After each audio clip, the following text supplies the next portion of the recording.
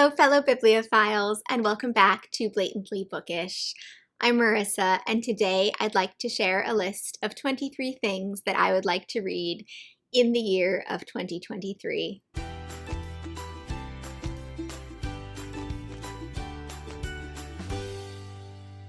If you've seen my recent goals and reflections video, you might have already seen me talk about this a little bit, but I think it might be nice to try to balance my structure and flexibility in my reading with a list of 23 things that I would like to read in 2023. I've seen a lot of different versions of this concept, 23 classics to read or 23 books to read in 2023, but this is a slightly different take on the concept. Some of the things on this list are specific books and titles. Some of these are just authors that I want to read another book by this year, or authors whose work I want to try for the first time. The majority of these books are books on my shelves that I've wanted to get around to for a long time now and never seem to. I don't expect to read all 23 of these books this year, but this list will be a nice place to refer to when I'm not sure what I want to read next. And instead of staring at my shelves for hours trying to decide, I can have a more condensed selection to choose from. So, in no particular order, here are the 23 things that I would be very excited if I could read in the year of 2023. The first on the list is The Last Chronicle of Barset by Anthony Trollope. This should come as no surprise if you watch my channel regularly.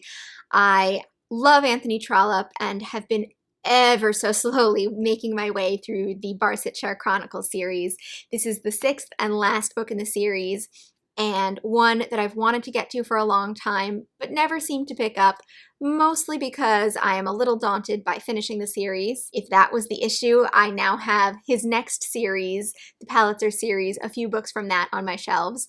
And the other thing that is very daunting is how chunky this book is.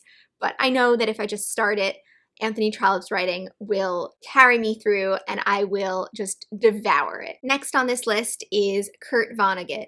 Kurt Vonnegut is an author that I absolutely love and do not talk about nearly enough or really at all on this channel. He is a fantastic author. I've read Slaughterhouse-Five, Cat's Cradle, God Bless You, Mr. Rosewater, and Breakfast of Champions by him. And I feel like those are his four most famous works, and I'm a little unsure where to go next with him. I do have Bluebeard on my shelves, and I could read this next, but I also think that a good place to go next with him would either be Sirens of Titan or Mother Night. So if you have opinions on what I should read next by him, I would love to know. But also, I think it's just time that I picked up another Kurt Vonnegut book. Next on this list, I would love to read The Familiars by Stacey Halls. I would really like to read anything by Stacey Halls because I hear that she is a phenomenal historical fiction author. I've heard this from many BookTube friends at this point, and I do think that I would like to read her in chronologic order. So Familiars, then The Foundling, which is also on my shelves, and then Mrs. England, which I do not have a copy of. The fourth thing on this list is to read another book by Sarah Waters. I've read 4 out of Sarah Waters' 6 books, and I've loved every single one. Her books always make my top of whatever year I read them in, and the last 2 I have left are The Paying Guests and The Little Stranger. I've been going through these with Katie from Books and Things, and it's been a really fun experience. I have The Paying Guests on my shelves. I do not have The Little Stranger on my shelves, but I could get it out from the library as well, so either one would be a great choice for a Sarah Waters this year. Fifth on this list is to read at least one Dickens book. Unfortunately, it seems that based on time constraints and where I am mentally with my reading, I haven't been able to commit to Katie's Mega Dickens read-along, which I originally really wanted to do. So I will have to read Dickens on my own time, and I would love to read at least one book by him this year. I'm not sure which it'll be or when it'll be, but I do love Dickens's writing when I'm able to mentally focus on it, and hopefully I will have that capability this year. Sixth on this list is to read a book by E.M. Forster. E.M. Forster is actually possibly one of my favorite authors of all time, but I don't really talk about him like that because I've only read 3 out of his 6 novels.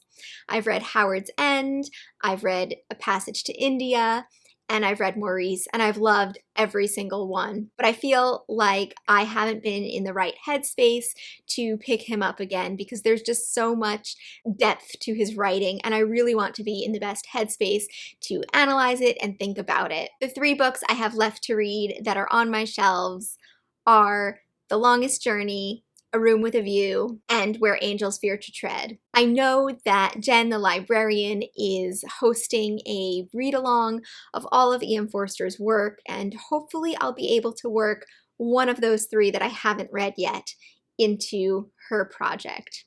7th on this list is The Seven Husbands of Evelyn Hugo by Taylor Jenkins Reid. I love Taylor Jenkins Reid. She has consistently made my top books of whatever year I read her books in, and I haven't read one of her most famous ones, The Seven Husbands of Evelyn Hugo. A lot of people say that this is their favorite of hers, and I really should read it before she writes a lot more books, and I have a backlist of books of hers that I haven't read. At number 8, I have Emily St. John Mandel. She is one of my favorite contemporary authors, and I absolutely love the work that I've read by her so far. I've read Station 11, The Glass Hotel, and Sea of Tranquility, and all 3 of those books have made my best books of whatever year I read them in. But those are only her 3 most recent works.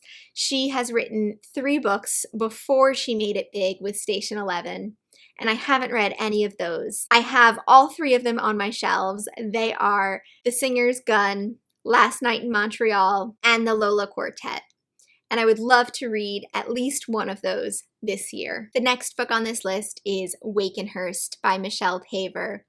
This is a book that I am very excited for and yet never pick up. I do not remember who originally described it to me, but their description was captivating and it just sounded like the most amazing book that I had to have. It has a lot of tropes that really interest me. It apparently spans 5 centuries and deals with an Edwardian manor that's abandoned and houses ancient secrets. It's this gothic thriller. There may or may not be some supernatural elements. I'm a little unclear on that. It just sounds like a whirlwind of a book and the type of thing that I'd really enjoy. 10th on this list is the Blanding series by P.G. Wodehouse.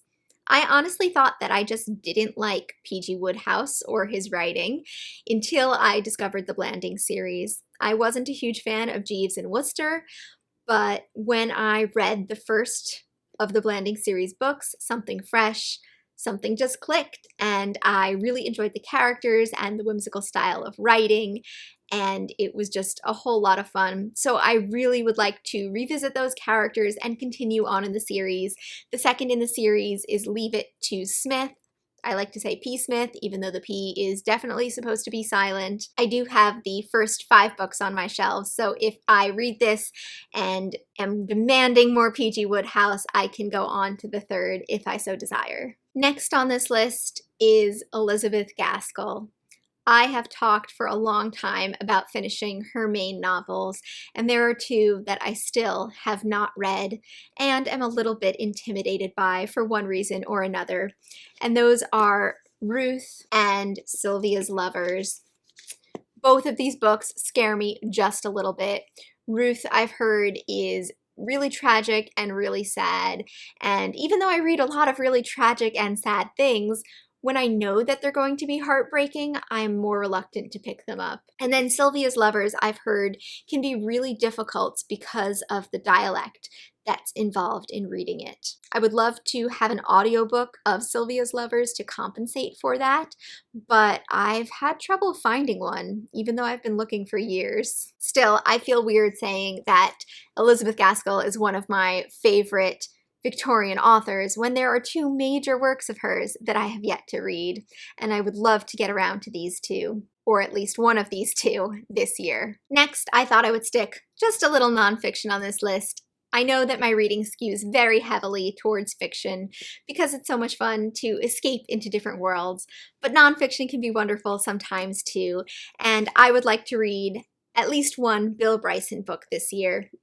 I've got these two that are foremost on my list of priorities, I think, when it comes to Bill Bryson, and those are Shakespeare and Made in America. I don't really think Shakespeare needs any introduction here.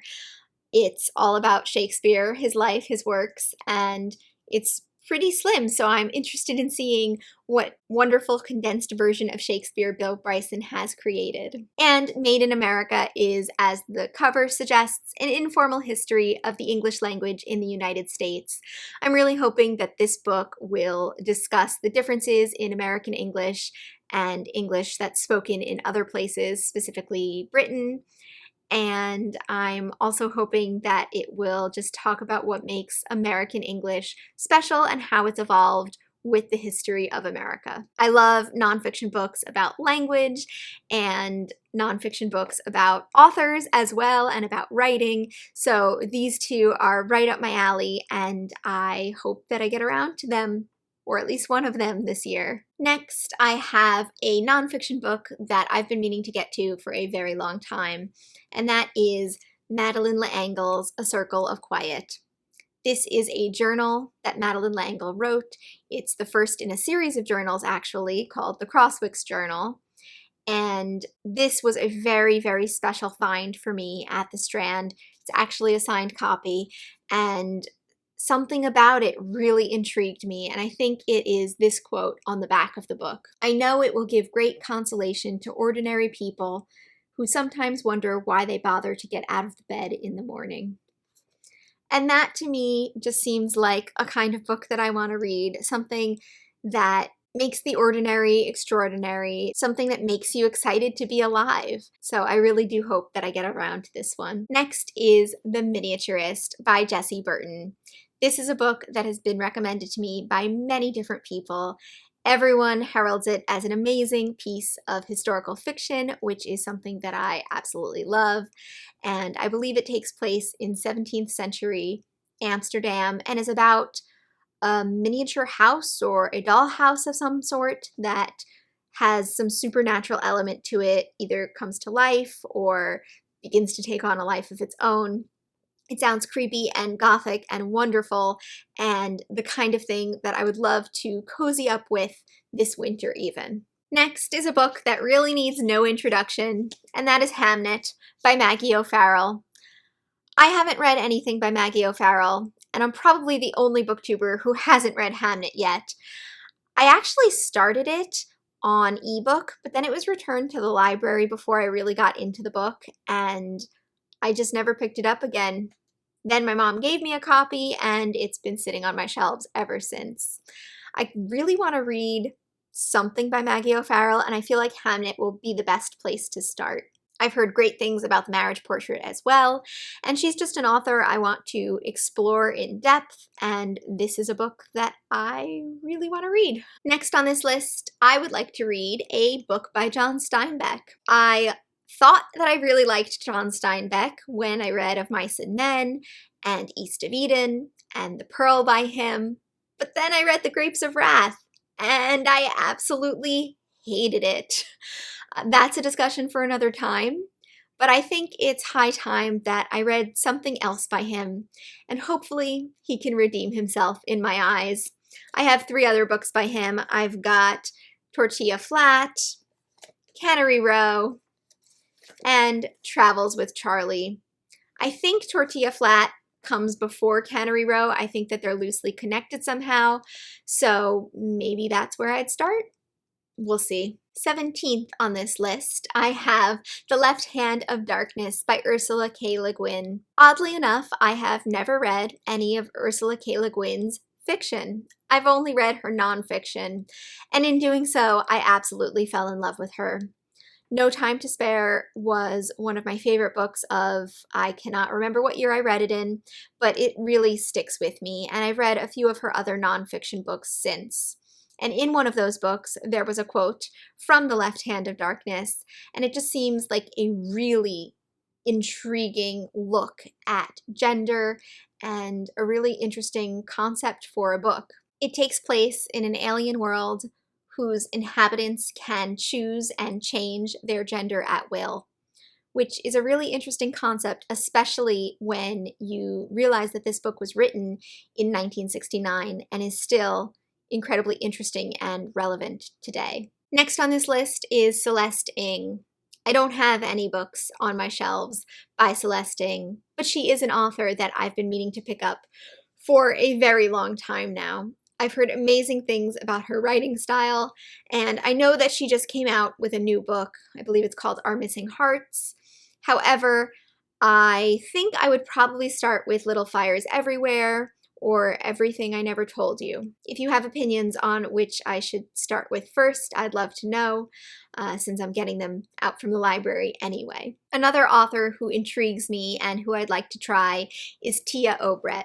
I have 2 books by her, and I haven't read either one. The Tiger's Wife and Inland are both books that sound really interesting to me based on the back cover, and she's an author I hear enough about but not a lot about, and I do think these are her only 2 books out there, so it would be nice to get to read her work and see what I think of her. I believe The Tiger's Wife was her first book, and the back really intrigued me. It's very short, so I'm just going to read it to you. In a Balkan country mending from war, Natalia, a young doctor, is compelled to unravel the mysterious circumstances surrounding her beloved father's recent death. Searching for clues, she turns to his worn copy of the Jungle Book and the stories he told her of his encounters over the years with the Deathless Man. But most extraordinary of all is the story her grandfather never told her, the legend of the Tiger's Wife. Yeah, that just really intrigues me. I can't quite explain why. Lots of mysteries to unravel. Sounds like it could be a really well-paced book. And the idea of searching for clues in an old book just really appeals to me. Inland seems like a historical fiction Western book. The back's also really short, so I might just read it to you. In the lawless, drought-ridden lands of the Arizona Territory in 1893, 2 extraordinary lives unfold. Nora is an unflinching frontierswoman, awaiting the return of the men in her life. Her husband, who has gone in search of water for the parched household, and her elder sons, who have vanished after an explosive argument. Lurie is a former outlaw and a man hunted by ghosts. He sees lost souls who want something from him, and he finds reprieve from their longing in an unexpected relationship that inspires a momentous expedition across the West. Mythical, lyrical, and sweeping in scope, Inland is grounded in true but little-known history. It showcases all of Tia Obreht's talents as a writer, as she subverts and reimagines the myths of the American West, making them entirely and unforgettably her own. So, I am a sucker for historical fiction books with a trace of magic or supernatural, and this sounds like it could be just that. Next on this list, I have A Tale for the Time Being by Ruth Ozeki. You may be able to see that this has been dog-eared and tabbed a little bit, and that is because I tried reading this in 2017 or 2018, back when I was a really big annotator. And this book drove me crazy because it was so good I couldn't stop annotating it, and it actually started interfering with my enjoyment and my ability to just read the book. So I annotate a lot less than I used to, and I think it might be time for me to return to A Tale for the Time Being. Next on this list is an author that I just haven't tried before but have heard a lot about, and that is Akwaeke Emezi. I don't have any of their books on my shelves, but I've heard a lot about Freshwater and the death of Vivek Oji in particular, and am captivated by the author's story. They're from Nigeria originally, and they're a writer of a lot of acclaim, have won many awards, and are the first non-binary trans person to be nominated for the Women's Fiction Prize. And I just think that they're a really interesting person, and I would like to learn more about them and read some of their work. At number 22 is a book that I've seen on a lot of best of 2022 lists, and that is Briefly a Delicious Life by Nell Stevens. The way this book is described to me is so intriguing. It's historical fiction about real-life people, and that is always fun for me to read, especially if it's well done, as I am promised this will be. It's a book that I can get out from the library and hopefully will enjoy. And last but not least, number 23 is Kitchen by Banana Yoshimoto. This is an author that Katie from Books and Things has recommended to me for probably 5 or so years now, and I never got around to reading her. I picked this book up recently, read the first sentence or two, and thought, why haven't I read this book yet? And so it is on this list. So those were the 23 things that I would like to read in the year of 2023. Which of these books do you think should be a high priority for me? Which of them have you read and enjoyed? Are there specific books that I mentioned that you absolutely hate and think I should take off this list? Because I'd welcome that suggestion as well. And in the case of some of them where I talk about an author or a few different books that are on my shelves, which one do you recommend that I read first? I would love to hear all of your thoughts and comments down below, and until next time, I look forward to seeing you in another bookish video very soon. Bye!